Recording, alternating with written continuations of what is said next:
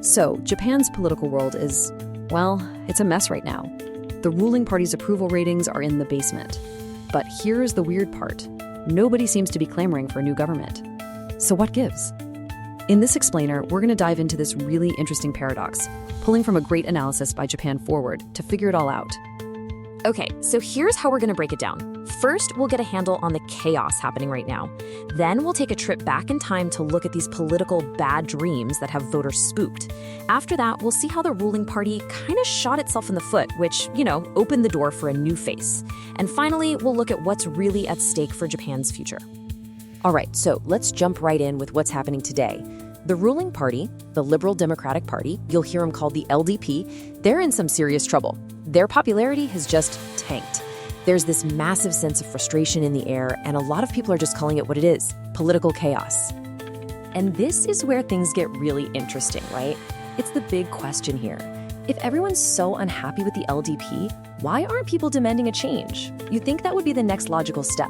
But the answer is, well, it's a little more complicated than you think. So here's the twist. It's not that people aren't fed up. They are. The real issue is a deep, deep fear of what comes next. And this isn't some vague anxiety either. It comes from something very real, something that happened not too long ago in Japan's political history. And to really get why people are so hesitant, we've got to look back. The source material we're using calls it a history of bad dreams. It's about these couple of times when opposition parties took over, and let's just say those memories are still haunting a lot of voters. So check this out. It's happened twice in recent memory. Back in 93, 94, you had this huge 7-party coalition. It sounded great, but they burned through 2 prime ministers in less than a year. Poof, it was gone. Then it happened again, from 2009 to 2012.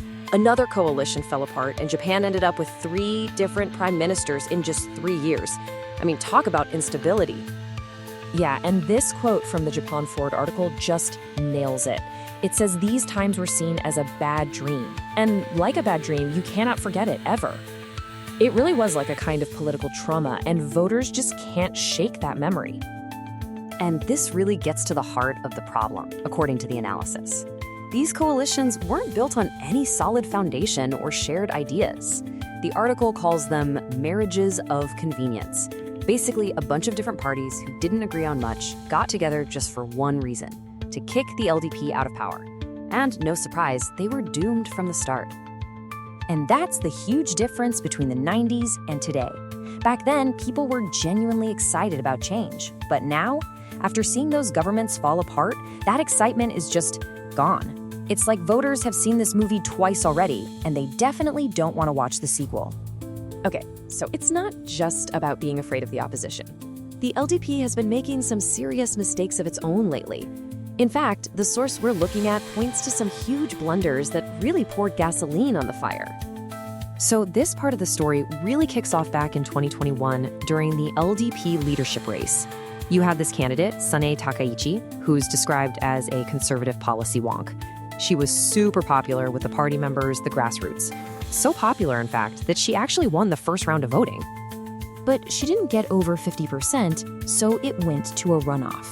And this is where the backroom politics really kicked in. The different factions within the parties started making deals, and Takaichi got pushed out.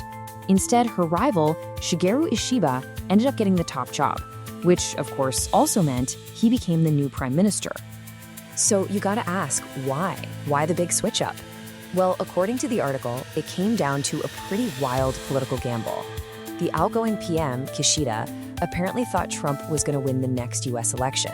So he backed Ishiba because he figured Ishiba would be better at dealing with Kamala Harris as VP. Talk about a major miscalculation of global politics, right? And boy, did that decision backfire fast. Ishiba takes over, immediately calls a snap election, probably thinking he'd ride away the popularity. Instead, total disaster. The LDP lost a jaw-dropping 68 seats in the lower house. I mean, that's one of the worst defeats in the party's entire history. And it didn't even stop there. The bleeding continued. Next up was the upper house election, and bam, they lost another 18 seats. That was the 3rd biggest loss they'd ever had. At this point, the voters were practically shouting their disapproval. Now, usually after a shellacking like that, a leader would just resign. It's kind of the expected thing to do in Japanese politics. But not Ishiba. He dug in his heels and said he was staying. That move, as you can imagine, did not go over well. It took a party elder, a former PM named Taro Aso, to basically say no way in public before Ishiba was finally forced out the door. But all this chaos and drama actually created an opportunity. All the focus on Ishiba's terrible performance gave time for this wave of support to build for the person who, you'll remember, got passed over in the first place, Sanae Takaichi. And this support wasn't just talk, it was real. When she finally did become the LDP president, in just 1 week, nearly 10,000 people either joined the party for the first time or came back. That's a huge signal that she was lighting a fire under a base that had been feeling pretty left out. So who is Sanae Takaichi really? Well, the source calls her a conservative policy wonk. She's got tons of experience in major cabinet roles. She's got this reputation for not backing down from tough fights. And her whole mission, it seems, is to get the LDP back on track, to right the ship, so to speak, after years of the party losing its way. Okay, so after all that, what does this mean for Japan? Where does the country go from here? The analysis we've been walking through makes it pretty clear. Japan is at a major crossroads, and the stakes are incredibly high. The author of the piece, Robert Eldridge, doesn't mince words at all. He basically says Japan absolutely cannot afford a third round of one of these shaky marriage of convenience governments run by the opposition. So, the bottom line of his argument is this. The world is a pretty challenging place right now, and Japan's got its own problems at home. What it needs, he says, is a leader with real conviction, a clear plan. Another one of those unstable coalitions, that's the last thing the country needs. Which brings us to one last big question to chew on. This analysis seems to suggest that a strong, popular leader might be the solution. But can one person, no matter how popular they are, really fix a political system that seems this broken? It really makes you wonder, doesn't it?